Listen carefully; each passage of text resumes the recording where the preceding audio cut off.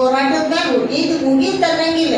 ಒಂದೇನು ಸುಮ್ಮನೆ ಕೂತಿರ್ತೀರ ಅಲ್ಲಂ ಪ್ರಭು ಬೆಡ್ದೂರವ್ರಿಗೆ ಯಾರು ಫೋನ್ ಮಾಡೋದು ಮತ್ತೊಂದು ಯಾವ್ದಾರ ಹಚ್ಕೊಡೋದು ಹೋರಾಟ. ನಮ್ಮ ಅವು ಕುತ್ಕೊಂಡು ಅವ್ರಿಗೆ ಬೈಯೋದು.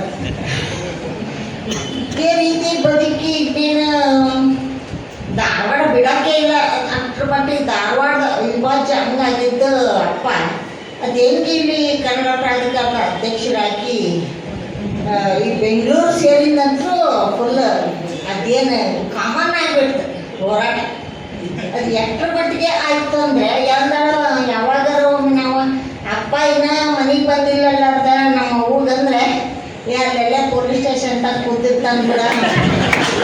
ಆಮೇಲೆ ಬಿಡ್ತಾರೆ ಬಿಡು ಬರ್ತಾನೆ ಅನ್ನೋಷ್ಟು ಮಟ್ಟ ನಮ್ಮ ಅವ್ವ ಅಂದ್ರೆ ಅಪ್ಪನ ಅಕ್ಕನ ಮಗಳು ಹಿಂಗೆ ಬಂದಿದ್ದ ಇಟ್ಟು ರೀ ಅನ್ನೋದ ಮನೆಯಾಗೆಲ್ಲ ಹಚ್ಚಿ ತೊಳೆಯೋದ. ಹೀಗೆ ಈ ಥರ ಒಂದು ಹಿಂಗಾಗಿ ಹೆಚ್ಚಾಗಿ ಅವ್ವನ